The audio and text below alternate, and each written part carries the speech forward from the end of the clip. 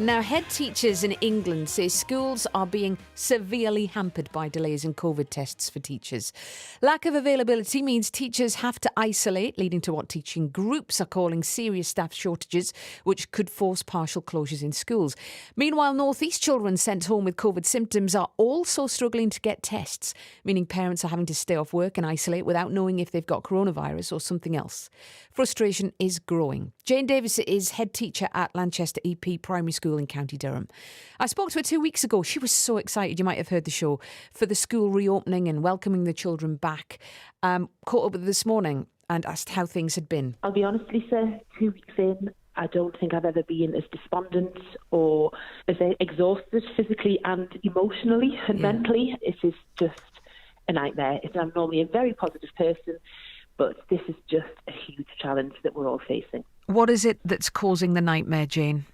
It's the complete farce of the COVID testing. You know, we promised this world-class service. I'm not normally political. However, I just feel totally and utterly let down by our government at the moment. They have known for weeks, if not months, when schools were returning.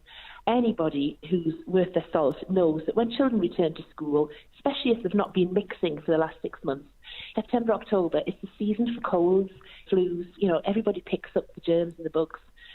So you would have hoped that actually our country would have been ready for the children returning to school. But what's happened is, children come back to school, they're picking up the germs, the bugs, and they're getting high temperatures, some coughs, some colds, and obviously our parents are trying desperately, and our staff, to follow the government guidelines. And if they have a temperature, if they've got a new or a persistent cough, or needing to get a test, you cannot get tests for love nor money. And the frustration that is causing both the school leaders like myself and the parents is absolutely immense. 10, 20 emails a day from parents desperately wanting to have a test for the child because they're wanting to get them back to school as soon as possible. They've missed 6 months of education as it is. They've just got back. They've come bouncing in. It's so excited to be back at school. But then having to wait for a test and then having to wait for the results, it's just not on. To the point where it's driven you to write a letter. You've written this to Richard Holden, the local MP? I have, yes, on Monday evening. I mean, it was 10 o'clock at night before I had the chance to sort of sit down and write this. But I just thought, actually, this is just not on. I need our MP to know the issues that school leaders and parents are facing. And we're not alone in this. I know we're not alone. It's nationwide, but it's just not good enough. Would you mind reading that letter out to me, Jane? Certainly, yes. I'm writing in my role as head teacher of a large primary school in Lanchester. We have 430 children and a staff of over 50. After 2 weeks into the new term, I have to say that I've never experienced anything quite like this. The government's whole testing system is a complete farce and has my organisation almost on its knees already. I'm receiving around 10 to 20 emails daily from parents desperate to access tests and asking how they can get one as there are none available. They have refreshed the website hourly and still had no joy. These children have lost enough school this year and they are losing so much more due to a lack of tests. Yesterday, which was Sunday, a member of staff and a pupil from our school travelled to Gretna Green as that was the closest testing centre. This is a round trip of 100 miles, but they were both desperate. The child's parents, they wanted her back in school, and the staff member, she hates missing work and letting other staff down. Today, which was Monday, a parent who had been trying to access a test all weekend rang and told me that she'd booked a test in Moffat and took her code to the mobile unit in Concert, where she eventually managed to get tested. I know 3 people who've been to Concert today to be tested, and they all said the same thing. It was very quiet and hardly anyone there. I just do not understand this. It's criminal. People are desperate for tests, can't book one anywhere, and yet the mobile test centre is empty. What is going so badly wrong? Meanwhile, I've got 5 members of staff absent from work. I'm struggling to keep all the children safe. I'm just on my knees at the end of my tether after only 2 weeks into the new school year.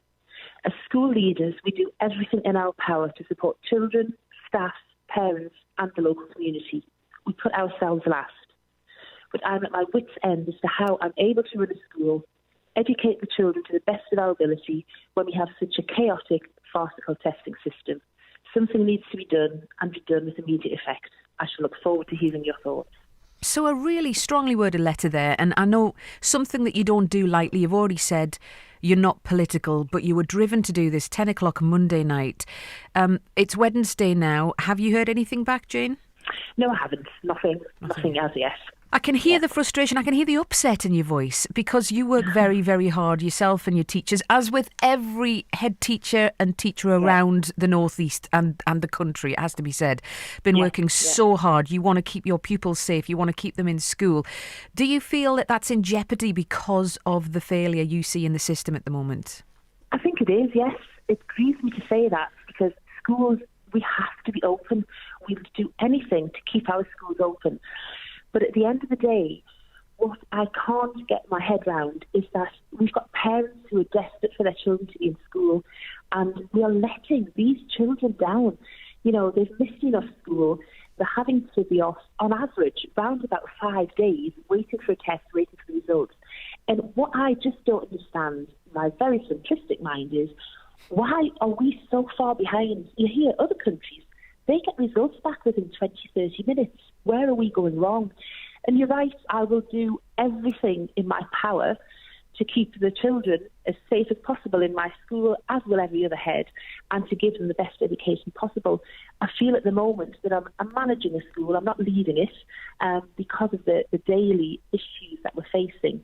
And you know, the support that I'm trying to give to the parents, they get in touch with me, you know. Yeah. They look to you for a bit of help as well, don't they? Yeah, that's right. Yeah. And I just can't give them that at the moment. And that's something that's kind of quite abnormal, I think, to us as school leaders, because we can normally, you know, help our parents and children or whatever.